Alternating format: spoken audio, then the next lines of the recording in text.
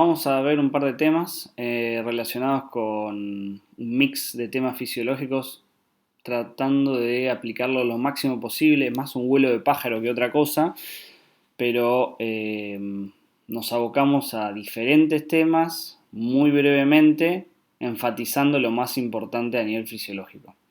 No nos vamos a ir tanto vamos a tratar de no irnos tanto por las ramas por la parte de fisiología, y quizás aplicar todo a nivel perioperatorio de la parte fisiológica, ¿no?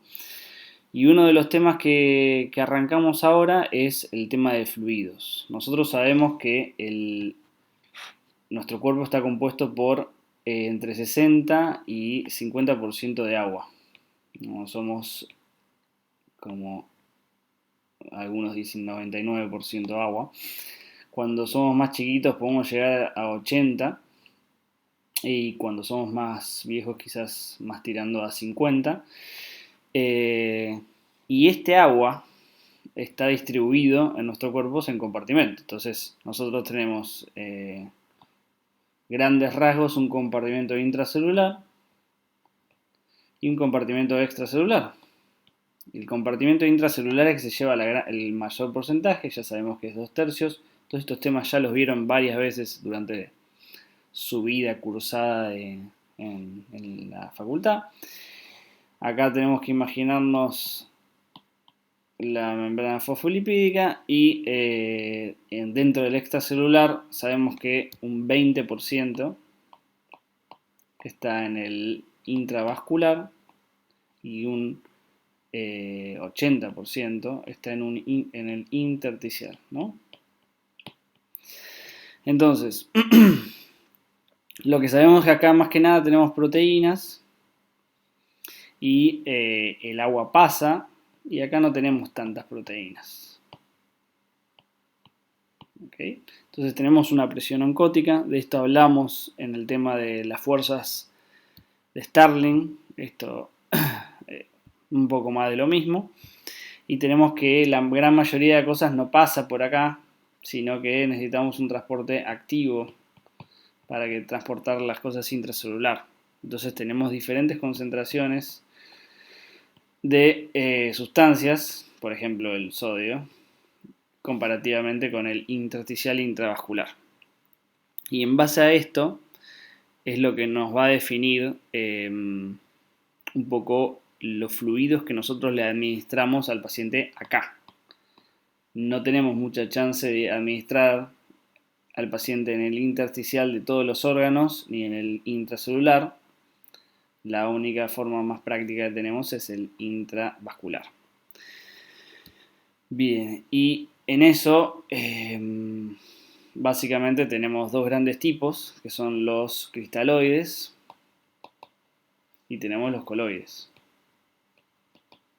Los cristaloides básicamente es agua con electrolitos. Y los coloides, lo que se le agrega son moléculas grandes, que básicamente son como proteínas, moléculas. Y esas moléculas, también dentro de los coloides están los derivados de la sangre, o sea, hablamos del plasma y la albúmina, podemos considerarlos dentro de los coloides. Y la diferencia un poco que estos que tienen mayor presión oncótica son más caros y pueden generar reacciones inmunes, ¿no? Entonces, tanto los dextranos son muy frecuentes por ejemplo, los dextranos son muy frecuentes por las reacciones posiblemente de anafilaxis, igual que las gelatinas, no tanto así los almidones. Y además tienen un efecto techo, o sea, una dosis máxima, y mucho más de los coloides no planeo hablar. Y otra cosa que tienen los cristaloides, vamos pasando a los cristaloides, es justamente esto: no generan reacción inmune, no son tan caros algunos, no tienen presión oncótica y son tendientes a ser más simples, pero al ser más simples, yo lo que genero cuando inyecto un un cristaloide acá, lo que mayor va a pasar, lo que más va a pasar es ir al intersticio. Entonces, cuando yo tengo una deshidratación del intersticio, el cristaloide es una droga a utilizar bastante eficaz, efectiva. Y depende de la concentración de electrolitos, va a determinar si yo le puedo dar más al intracelular o va a quedar más en este compartimento extracelular. Bien, dentro de nosotros sabemos que la osmolaridad plasmática ronda alrededor de 280, 295. Recuérdense la fórmula de la osmolaridad. Y en base a eso vamos a definir los tipos de cristaloides, donde puede ser hipo, iso o hipertónico. Entonces, dentro de nosotros sabemos que los hipotónicos van a ir del extracelular al intracelular, como dijimos anteriormente. Los isotónicos no tienden a tener este pasaje y los hipertónicos tienden a hacer lo contrario, del intracelular al extracelular. Esto lo saben muy bien con el ejemplo del edema cerebral. Cuando uno, por ejemplo, el cirujano, el neurocirujano te pide inflamar o agrandar un poco el cerebro, lo que usamos es dextrosa. Y la dextrosa funciona como agua libre porque la dextrosa se metaboliza y una vez metabolizada el único sustrato que queda es el agua y el agua se difunde a través de los compartimentos y se destaca por ir al intracelular. En cambio, si yo tengo un hipertónico, por ejemplo, el cloruro de sodio al 3%, va a quedar más en el extracelular, y esa presión osmótica va a aumentar la osmolaridad sanguínea y va a generar que el pasaje vaya del intracelular al extracelular. Esto pasa en el edema cerebral, por ejemplo. Si yo quiero controlar un edema cerebral, o puedo usar cloruro hipertónico, cloruro de sodio hipertónico, o, por ejemplo, lo que muchas veces usamos es el manitol, que genera más transitoriamente este efecto. El manitol, al igual que otras sustancias, lo que tiene es un efecto hipertónico transitorio, pero bueno, sabemos que después puede generar rebote, no nos vamos a detallar tanto por ahí. Y dentro de los fluidos, ¿no?, que tenemos que el plasma, recordemos que la osmolaridad está entre 280 y 290.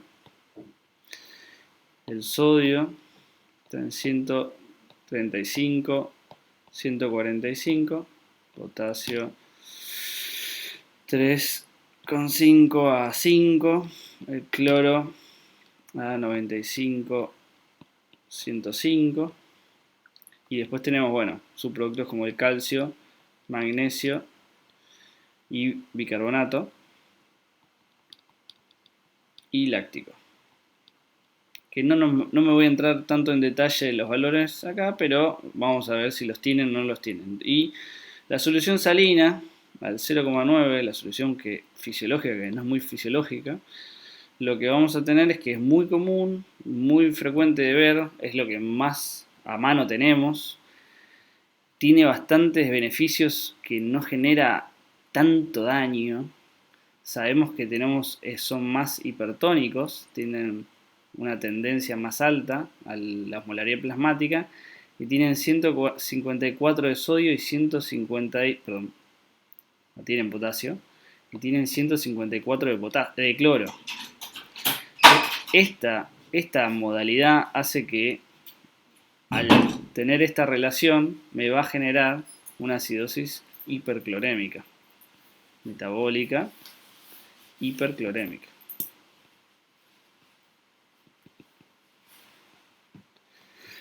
Bien. Esto vamos a verlo después, pero me va a terminar afectando el riñón.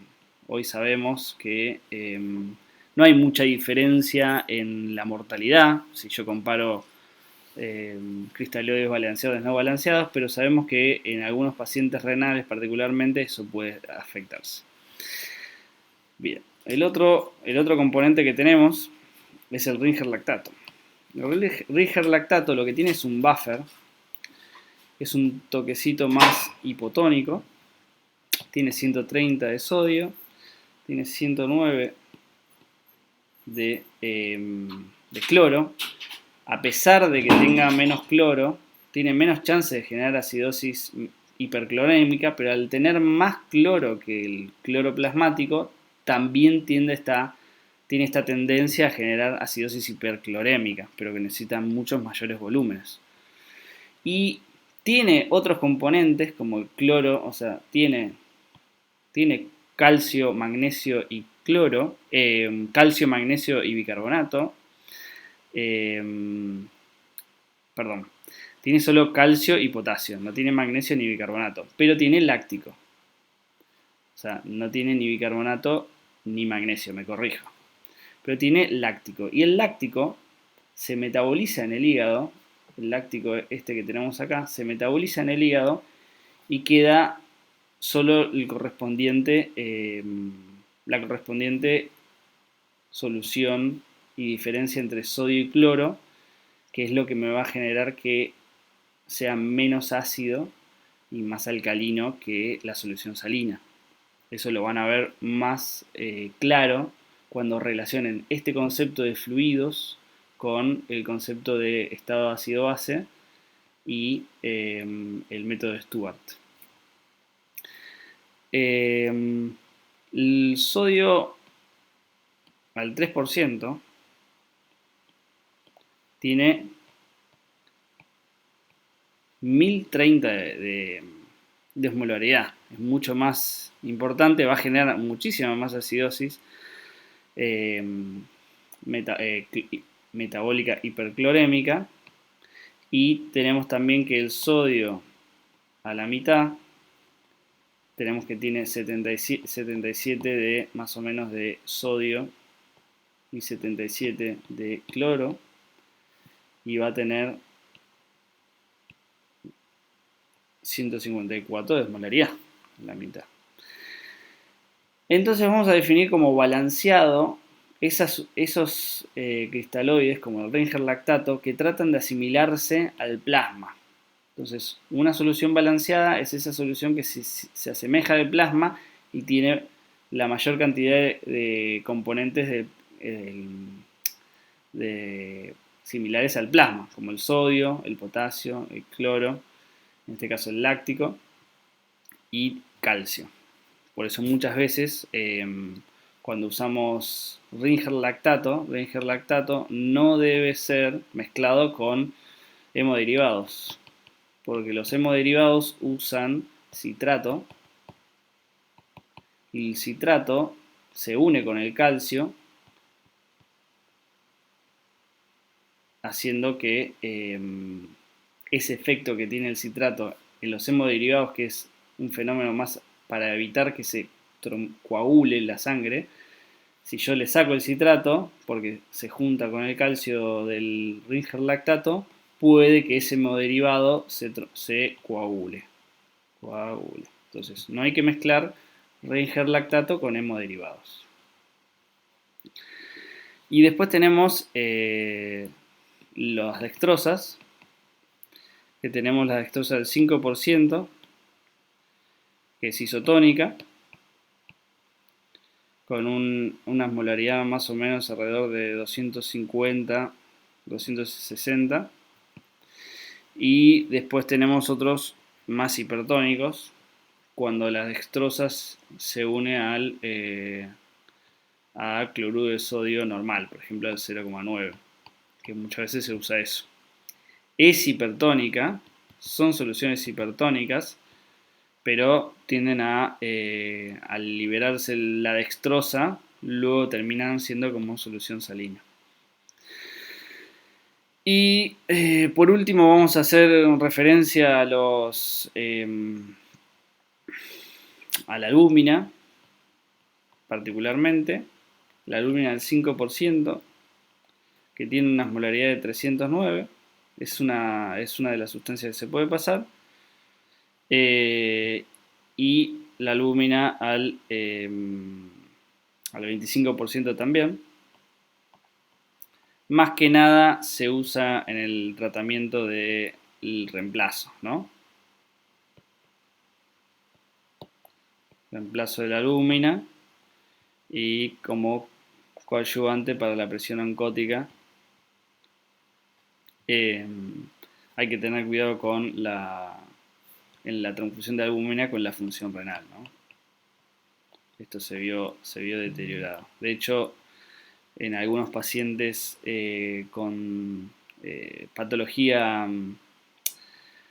con TEC, o lo van a ver después en pacientes con daño neurológico, se tiende a no utilizar eso. Al igual que se tiende a no utilizar soluciones más hipotónicas por el edema cerebral. Por eso muchas veces se dice que el Ringer lactato, al tener una menor osmolaridad plasmática, se tiende a evitar y usar más solución salina. Bueno, volviendo un poco, viendo un poco esto de acá,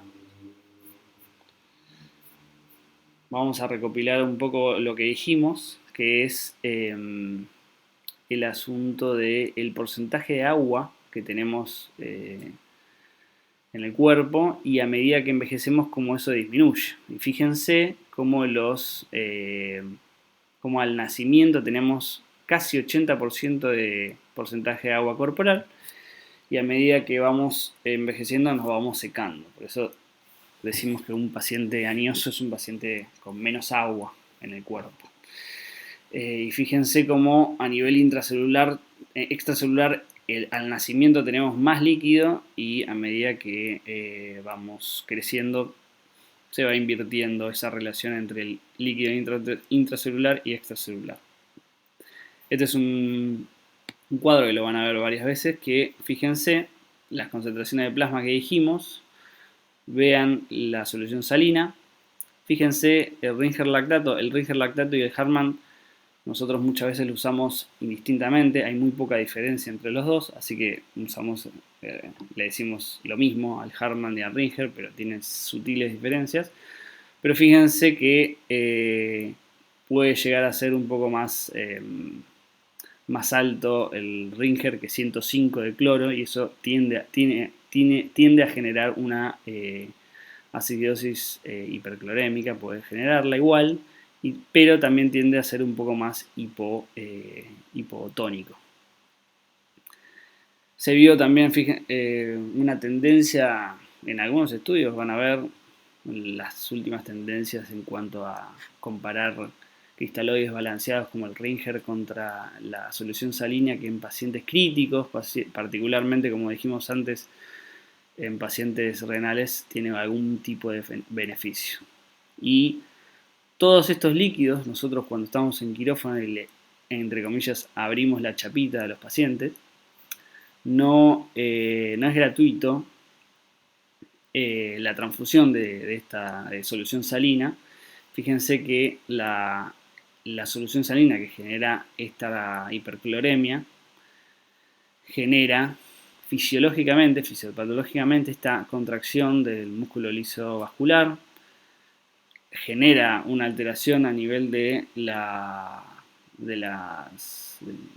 las arteriolas aferentes y eferentes a nivel renal, genera una alteración en el feedback túbulo glomerular, y el resultado es una sobrecarga, una dilatación de la cápsula renal, bueno, disminución curiosamente de la diuresis por todo este aporte de cloro, y edema intersticial.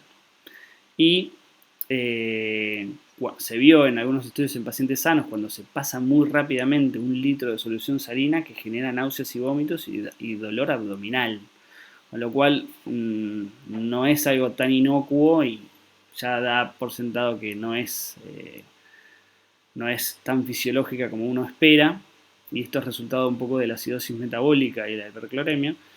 Y genera alteración del flujo a nivel intestinal y algún tipo de inmunomodulación. Y hay como un círculo vicioso de la falta de evacuación de líquido, y solo por ver hipotensión decir que falta líquido es un problema generalizado que uno tiene que tener en cuenta qué otras cosas le puede estar pasando al paciente para que le baje la presión. No es tan lineal todo. Bien, hasta acá un poco fluidos. Lo que vamos a ver un poco es un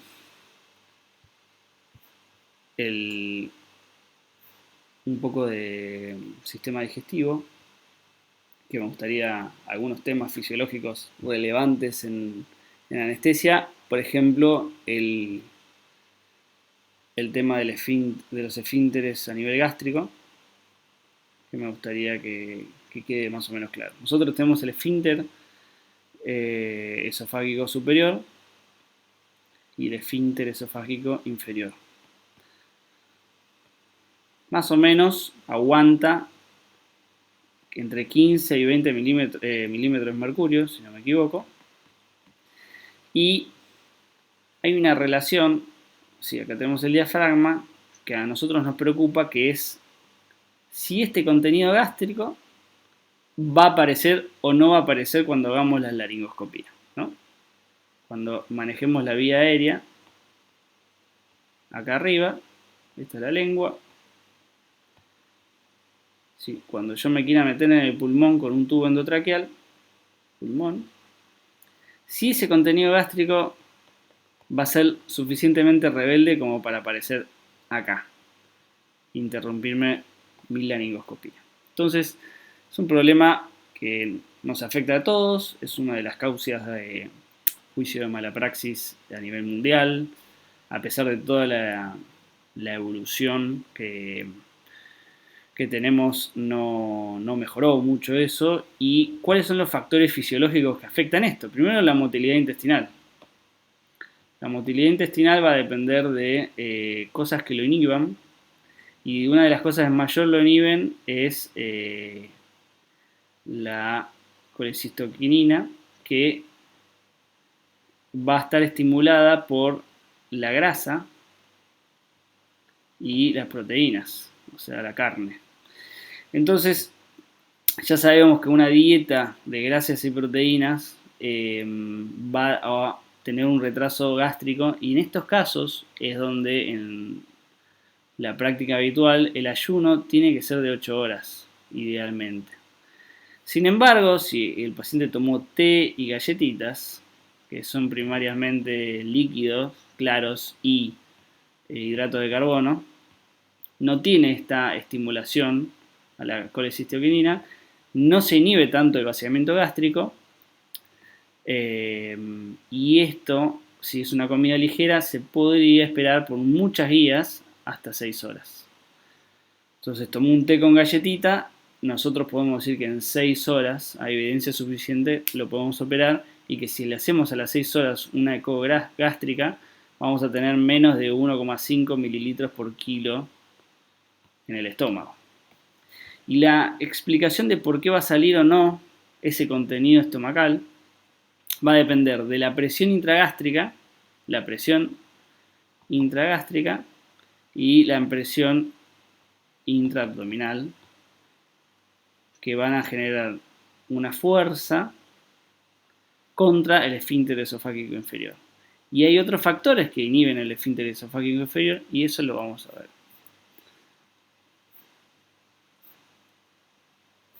acá. Entonces, sabemos que nosotros tenemos este vaciamiento gástrico que va a estar potenciado por, bueno, la motilidad gástrica.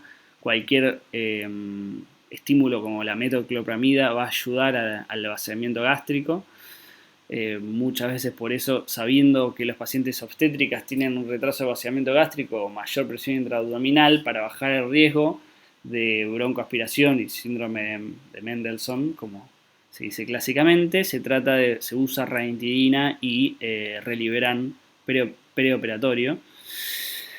Y fíjense cómo acá figura como la grasa y la proteína es un inhibidor hormonal del vaciamiento gástrico principalmente. Bien. Otro tema que me gustaría hablar es el tema de hígado. Y ahora para eso vamos a hacer un pequeño gráfico. El hígado, pocas cosas que deben saber, pero sabemos que el flujo hepático depende de la arteria hepática, del tronco celíaco, que clásicamente le va a dar 25% de flujo sanguíneo comparado con la porta, que le va a dar el 75%, sin embargo, los dos comparten 50-50 de delivery de oxígeno. O sea que a pesar de tener menos flujo, está oxigenado y no viene del intestino. Entonces, pensemos un poco, cuando tenemos lo que nos importa, ¿no? Cuando tenemos un daño a nivel hepático, ¿qué consecuencias vamos a tener? Entonces, la cirrosis es el mejor ejemplo de cuáles son las consecuencias que vamos a tener en un paciente hepatópata, fisiológicas. Entonces, si yo tengo una resistencia aumentada, entonces el ejemplo de una resistencia eléctrica aumentada en el hígado, vamos a tener flujo a el sistema, los cortocircuitos portosistémicos a nivel del recto, a nivel del esófago. Esto es uno de los motivos porque cuando usamos banding esofágico, uno trata de proteger la vía aérea superior para evitar el sangrado, y quizás en un procedimiento tan sencillo se tiende a intubar. O sea, la evaluación preoperatoria de este paciente es ver la gravedad o qué le van a hacer, va a definir la conducta. ¿Y qué funciones? ¿Qué funciones va a cumplir en el cuerpo el hígado? Entonces, sabemos que tenemos funciones metabólicas, como el metabolismo de los hidratos de carbono, y el principal componente acá es el glucógeno. Tenemos el componente de las proteínas, ciclo de Cori y demás, el manejo del acetil-CoA y la producción de colesterol. A pesar de hacer una dieta vegana, el hígado te va a generar más colesterol, y es uno de los motivos por el cual, a pesar de no ingresar colesterol externamente como dieta animal, nosotros igual podemos tener hipercolesterolemia. Después tenemos la producción de proteínas, muchas proteínas, por ejemplo la albúmina, que es uno de los factores principales que nos va a dar la presión oncótica. Y si no tenemos presión oncótica, la tasa de filtración del intravascular al intersticio va a ser mayor. Entonces, estos pacientes tienen mucho edema, y el edema principalmente acá se va a ver con la ascitis.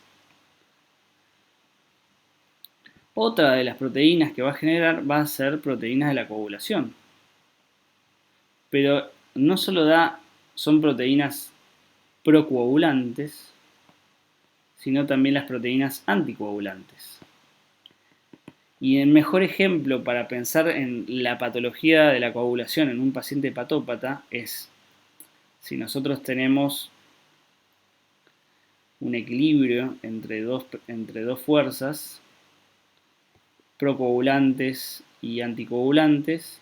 El hepatópata lo que tiene en realidad es una cajita más chiquita y otra cajita más chiquita,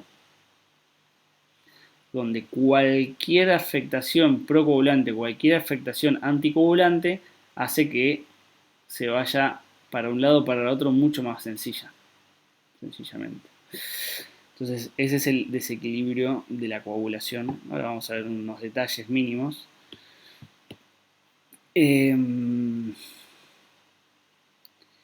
Y el tema de las toxinas, de los tóxicos, que va a ser en el metabolismo de los fármacos que vamos a utilizar. Vamos a tener muy en cuenta qué drogas van a ser metabolizadas por hígado y los componentes restos celulares que vamos a tener del intestino y que van a estar circulando sin una recolección de basura de toda la circulación. Entonces esto es lo que nos va a terminar dando encefalopatía, y el exceso de óxido nítrico es lo que nos va a llevar a la disminución muy importante de la resistencia vascular sistémica. Entonces estos pacientes tienen ¿cómo va a estar el gasto cardíaco en estos pacientes? ¿Va a estar bajo? No, va a estar muy, muy aumentados. ¿Y cómo va a estar la presión? Baja. Entonces, la diferencia de presión va a bajar y estos pacientes tienen frecuencias cardíacas muy altas. Piensen que el reflejo varoreceptor no está funcionando y aumenta la frecuencia porque no tiene esa presión a nivel aórtica y carotidia, porque está vasodilatado el cuerpo y además está depresionado de volumen por el pasaje del líquido del intravascular al intersticial. Entonces tenemos un paciente con bajo volumen intravascular y con disminución de la resistencia vascular sistémica. Eso nos va a generar un aumento de la frecuencia cardíaca y nos va a generar un hiperdinamismo en estos pacientes. Estos pacientes tienen un gasto cardíaco muy elevado, tienen muy bajas resistencias vascular sistémicas, manejan presiones bajas y esas presiones bajas es lo que nos va a terminar generando que pueda haber hipoperfusión de la presión de perfusión renal. Y nos va a generar un cuadro de síndrome hepatorrenal, que con todo el fenómeno de falta de regulación y de componentes de manejo de los tóxicos, puede haber hiperaldosteronismo secundario y demás, y nos va a generar una hipoperfusión renal. Y otro componente, siempre cuando tengan alguna patología como patología renal o cualquier patología, piensen en los dos componentes más importantes para tenerlos más presentes, que es el aparato cardiovascular y el aparato respiratorio. Eso es un buen ejemplo de cómo iniciar a pensar y poner el énfasis en las patologías. El aparato cardiovascular ya lo hablamos, el aparato respiratorio tenemos dos componentes, que es que la citis comprime el diafragma y puede generar una alteración a nivel pulmonar, además del edema que puede tener por la falta de albúmina, va a generar una alteración BQ y va a generar el síndrome hepatopulmonar. Y si además tenemos mucha hipertensión portal, los componentes que recirculan a este nivel pueden generar el síndrome de hipertensión portopulmonar, que es secundario a la hipertrofia del endotelio y la trombosis y vasoconstricción de un capilar, que normalmente, imagínense el capilar que es así, se va a hipertrofiar el capilar como una hipertensión hidropática y ese engrosamiento de los capilares va a terminar vasoconstrayéndose y trombosándose.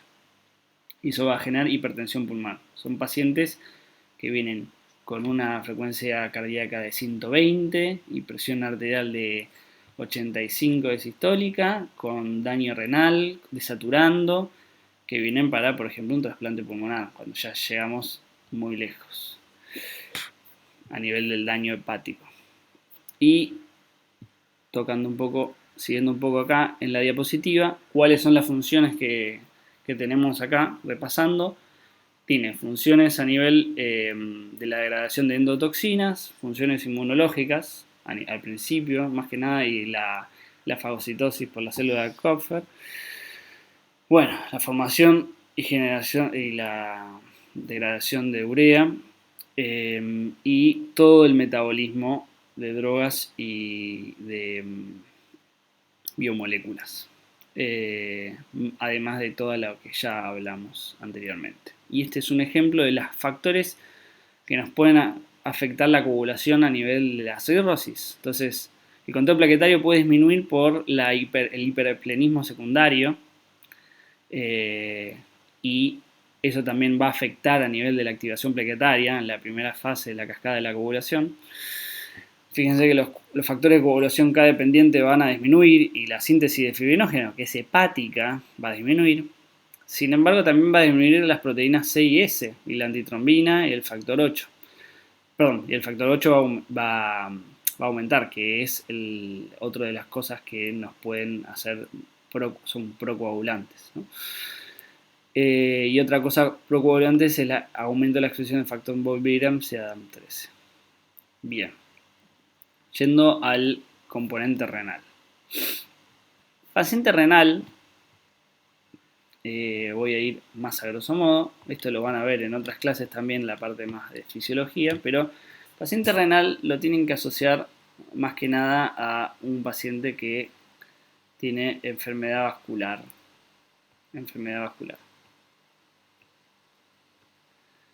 Entonces, estos pacientes van a tener una disminución, pacientes con disminución de la función renal van a tener un componente de sobrecarga hídrica,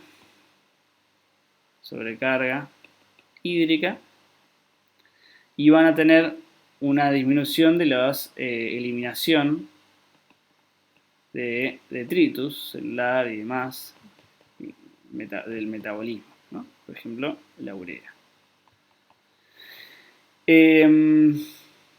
Son pacientes que por el metabolismo del colesterol van a tener esta enfermedad vascular y una alteración del manejo del medio interno.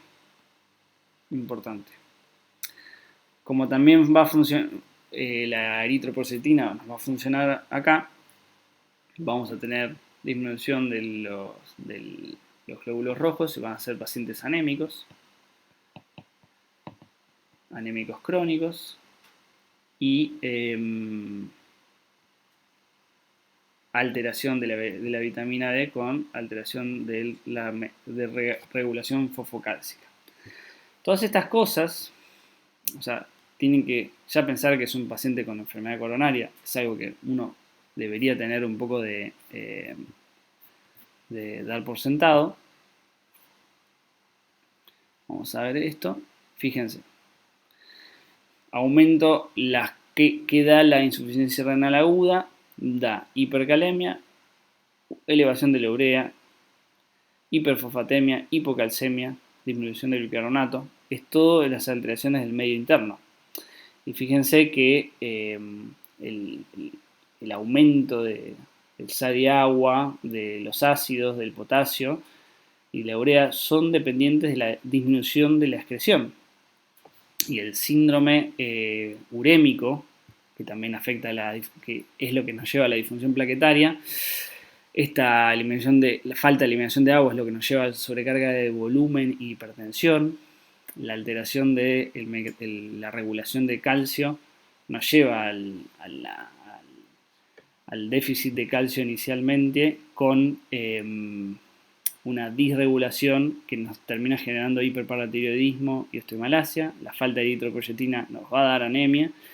Y fíjense cómo la alteración del metabolismo nos va a dar dislipemia y aterosclerosis. Entonces los pacientes son pacientes renales que tienen riesgo de enfermedad vascular periférica. Muchos pueden llegar, no solo vienen con la fístula arteriovenosa, pero vienen a destaparse una arteria de miembro inferior, vienen para un infarto.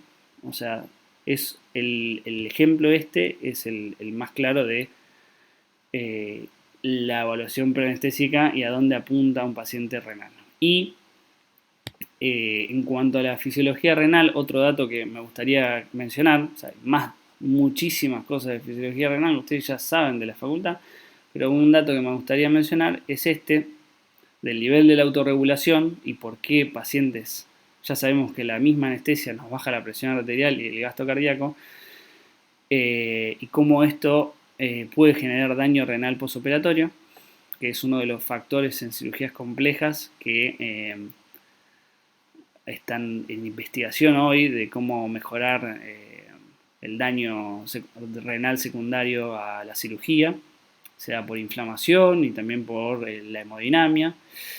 Y hay marcadores exclusivos de esto, pero todavía, y se sabe que aumenta la mortalidad, pero todavía hay estrategias, son más conservadoras de cómo mejorar esto, todavía no hay un claro fármaco para esto. Y otro tema es este tema de la relación entre el flujo sanguíneo renal, la tasa de filtrado glomerular, el gráfico a la derecha, y la producción de orina. Entonces, un paciente que está hipotenso, que tiene una presión arterial media baja, no va a generar orina. Esta es la explicación de por qué la dopamina, originalmente pensada que el receptor de dopamina generaba un aumento de la diuresis, en realidad es el aumento del gasto cardíaco y la presión arterial media lo que genera este aumento de flujo urinario. Entonces, siempre tiene que haber algo de diuresis en el intraoperatorio, de 0,5 a 1 mililitro kilo hora. Eso nos va a marcar a grosso modo la perfusión renal y es un marcador, entre otros que tenemos que tener sobre perfusión. No tenemos que esperar muchísima diuresis, pero tenemos que esperar que haya diuresis. Y si no, es algo que tenemos a mejorar en cuanto a la hemodinamia. Entonces, esta relación, este gráfico de la derecha, es el claro ejemplo donde si no tenemos diuresis, tenemos que pensar, además de que la sonda puede estar mal puesta, que la hemodinamia no sea la correcta. Y con esto estamos, esta parte. Ya seguimos en otra grabación.